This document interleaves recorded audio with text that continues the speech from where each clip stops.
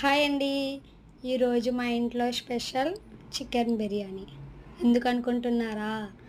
మొన్న చింతలూరు వెళ్ళామండి. అప్పటి నుంచి నైవేద్యం పెడదామంటే అస్సలు కుదరట్లేదు.